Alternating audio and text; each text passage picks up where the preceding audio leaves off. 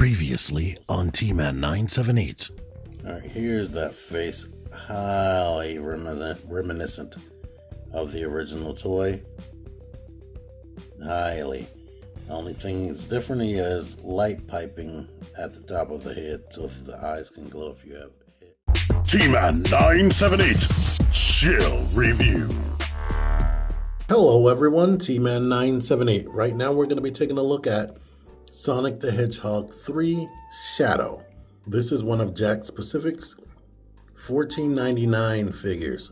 So it's bigger than the typical ones they had out for the previous movie and more articulated. And more detailed, like the Mario Bros. Movie figures. I normally wouldn't acknowledge this, but please, I beg of you guys, pay attention to the figure. That's what we're here for. I'm asking for that because I washed my hands. I'm at work. This is another lunchtime review, if you can't tell by my background. The people who see my reviews every day, they know my typical backgrounds. But I wash my hands every day, and I don't always put lotion on, even though I have some here. And now my office is like way on the other side of the building. I don't feel like getting my lotion, and my hands are horrible. So pay attention to the toy. Anywho, I don't have the packaging because it's the same packaging that was with Sonic, just Shadow is in the packaging now. Here is his details on his head and the paint. So they went full on. My main complaint with is these eyes. Now with Sonic, with the expression he has fully realized eyes in there. So for that effect they tried to go with, as far as making them look more realistic, good job. Here, when you look at them straight on or look at them like this, they make sense. Start turning them, and they didn't draw on the whole eye. So it looks like that from the side, which is kind of weird. But he looks perfect, perfectly perfect from the front, like so video game accurate. So I really appreciate that they went back and redesigned Sonic, because I can't believe we have these guys. So video game accurate, but that doesn't look right when you pay attention to it. Anyhow, full detail right there on the arm and the gloves. I'm not sure if there should be more detail, but the full detail down here where he has the rings on his feet. This is painted under there. And there are, on those back pods right there, there are footstand holes. So that looks really great what they did right here. Like super accurate to what I can remember from the video game. So it's amazing they decided to go into that much video game accuracy. Here he is next to Sonic the Hedgehog, and you can see the similarities between them. But Sonic's hair is coming down, but Shadow's hair is going up like that. Sonic has like a hidden but not so hidden connection with Dragon Ball Z. This guy is a hedgehog, just like Vegeta is a Saiyan to Goku, and he has like a flared upward hairstyle, and his eyes are like damn near permanently like that, always looking angry like Vegeta. And then you know the whole Super Sonic and Super Shadow thing, where they're pretty much going Super Saiyan. So there's that. But to get into the articulation and finer details, this guy, when I opened him, his hips were almost like fused, so I warmed them up so they could go forward. They would not let me kick forward at first. But now, like after that, it seems like his joints are way looser than Sonic's. And his head seems bigger or heavier, like his spikes are longer. I know that these two spikes definitely seem longer than Sonic's. And these flared up ones might be longer. But his head is very heavy.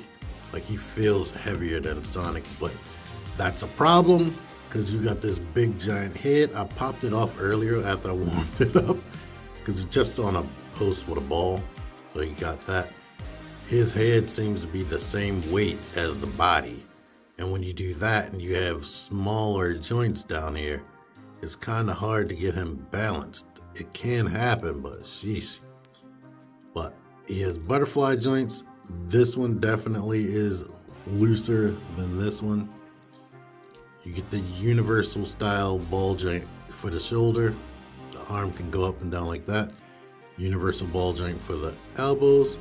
So not only do they bend slightly more than 90 degrees, but they do rotate. And they, of course, the bicep swivel, which is kind of loose. You get the horizontal hinge right here, and it rotates and the fingers can open. You get, and I popped this off when I warmed it up. It's mostly just a ball with the tiniest post. So we can go back with that, but not so much forward, not forward at all, and it rotates. You can get some slide side to side, but if that, let me just do it, because if you try to do the ab crunch, it pops apart. But let's let you see this yourself.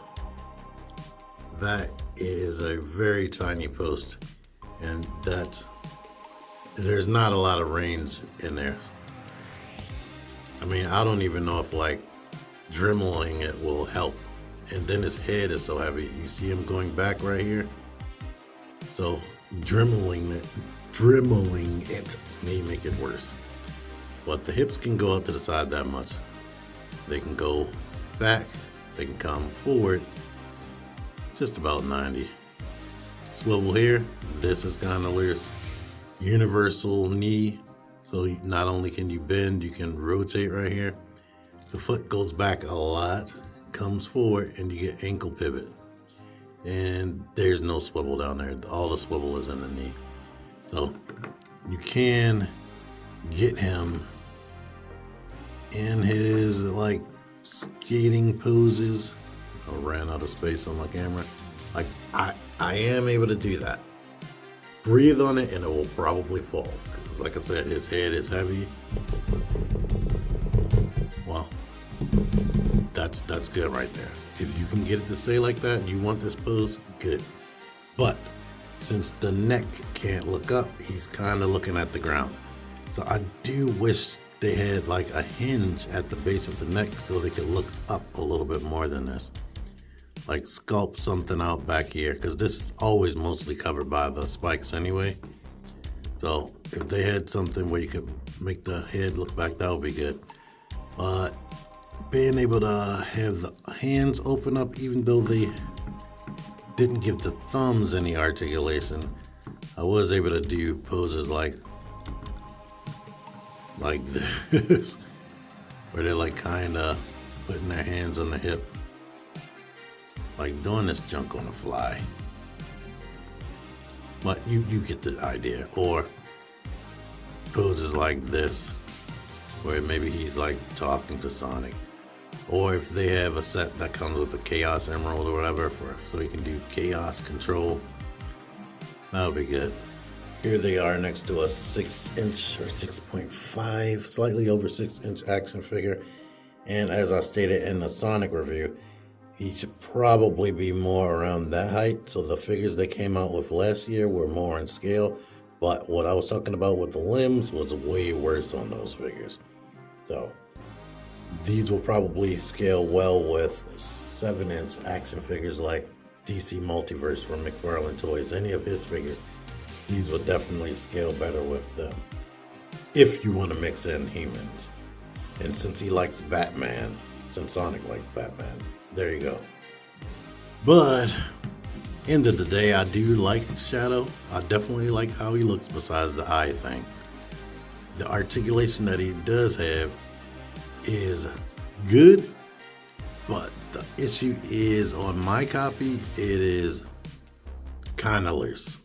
It is very loose, so it makes getting him in certain poses way frustrating.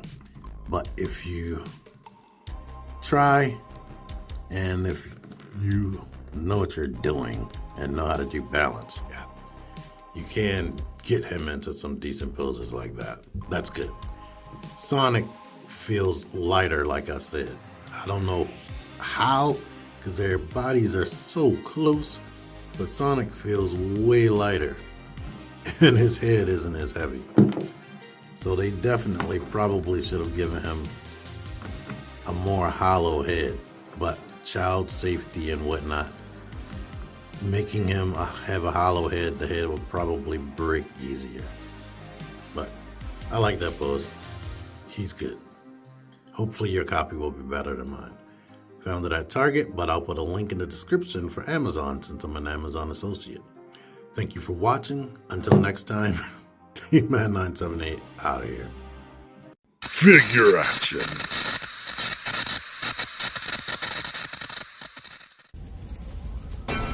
Join the Syndicate Toy Hunters Facebook group. Link in the description. Click the videos.